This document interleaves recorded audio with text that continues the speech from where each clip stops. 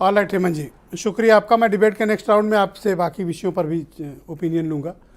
मौसम ख़राब है और वीरेन जी जहाँ मौजूद है वहाँ बारिश हो रही है। वीरेन जी बहुत शुक्रिया। क्या बारिश ज़्यादा है? नहीं, बिल्कुल ठीक है। ठीक बात है। तो बताइए भाई, ये दिल्ली में क्या बारिश करवा रहे हैं? बड़ा बवाल मचा हुआ है। आप और बीजेपी लड़ रही है, कांग्रेस भी साइड से अटैक मार रही है। क्या है क्या ये? देखिए ब्रजेश जी, हम लोग जब से समझदार हुए और देश जब से आज़ाद हुआ, हमेशा सरकारी एजेंसियों के दुरुपयोग का सत्ताधारी दलों पर आरोप लगता रहा है। सीबीआई, ईडी, इनकम टैक्स, तमाम सारी जो संस्थाएं हैं, ये अपने राजनीतिक विरोधियों को निपटाने के लिए आरोपित होती रहीं, झेलती रहीं। सीबीआई को सीबीआई के दफ्तर में छापा मारना पड़ा, ये भी लोगों ने देखा।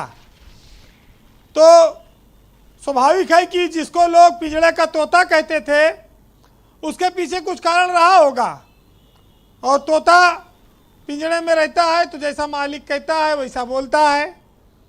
लेकिन आप देखिए कि आज़ादी के 75 साल बाद भी क्या सरकारी एजेंसियों की स्थितियों में कोई बदलाव नहीं आया है? हालात नहीं बदले हैं। पहले कांग्रेस करती थी, अब बीजेपी कर रही है। यही तो आरोप लगता है, इससे ज़्यादा तो कोई आरोप है नहीं। और जब जिसका मौका आएगा वो करेगा।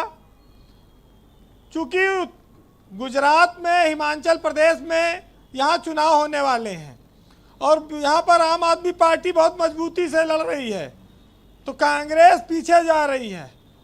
तो कांग्रेस को ये भी नाराज़गी होगी कि जहाँ हम मुख्य विपक्षी दल थे, तुम आके वहाँ पर कब्जा करने की कोशिश कर रहे हो, तो दिल्ली में उनके खिलाफ प्रदर्शन कर दो। चूँकि पंजाब में आम आदमी पार्टी ने हरा दिया कांग्रेस को, तो कांग्रेस के सामने तो ये देखिए समस्या है कि उसके स्टेट जा रहे हैं। अब फुल फ्लैज राज्यों में खाली छत्तीसगढ़ और राजस्थान ही बचा है। ये तो किस्मत थी कि बिहार में भी मंत्री बनने का अवसर मिला कांग्रेस को, अन्यथा कांग्रेस को डाउन करके अगर आप ये कहिए कि छिपकली को अगर मगरमच्छ बना दिया, तो बीजेपी ने आम आदमी पार्टी को बहुत बड़ी पोजीशन देश में दिला दी। मनीष सिसोदिया जिस तरह से बोल रहे हैं, ये दर्शाता है कि आम आदमी पार्टी इस लड़ाई में झुकने वाली नहीं है। वो आगे अभी इस लड़ाई को ले जाएंगे चुनाव तक, खास तौर से। अब कौन, जब इस देश में सरकारें थी तो धारा 356 का कितना इस्तेमाल होता था। आज 356 के इस्तेमाल में तमाम अड़चन है, तो दूसरा फार्मूला है, उससे भी सरकारें बनती और बिगड़ती हैं। कोई बड़ी बात नहीं है। लेकिन महत्वपूर्ण बात यह है कि सियासत में क्या विरोधियों को निपटाने का सबसे बड़ा हथियार ये सरकारी संस्थाएं बन गई हैं। और आपने देखा होगा कि शराब को लेकर बड़ा हंगामा मच रहा है जी भाई। जब कोरोना काल में शराब पिलाई गई, जब शराबियों ने अर्थव्यवस्था का सहारा दे दिया, अगर दिल्ली में पिला दी जाएगी तो कौन सी आफत आ जाएगी भाई। सरकारें सहारा पाती हैं, अर्थव्यवस्था इससे सहारा पाती है। अगर आदमी थोड़ा लड़खड़ा जाए तो क्या फर्क पड़ता है हमारे देश में। नहीं, आपने तो कोरोना के टाइम कहा था कि देश की अर्थव्यवस्था शराबियों ने संभाल रखी थी। हाँ बिल्कुल।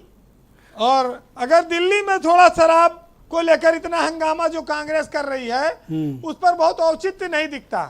वैसे आपको बताएं कि हरशंकर परसाई जी ने लिखा है कि विचार जब लुप्त हो जाता है या विचार प्रकट करने में बाधा होती है या किसी के विरोध के भय से लगने लगता है कि तब तर्क का स्थान हुल्लड़ या गुंडागर्दी ले लेती है।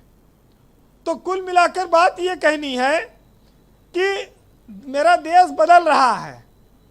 अब बदलाव महाराष्ट्र में आया, बिहार में आया, दिल्ली में आया, पंजाब में आया, अब गुजरात और हिमाचल का चुनाव है, वहाँ भी बदलाव आएगा।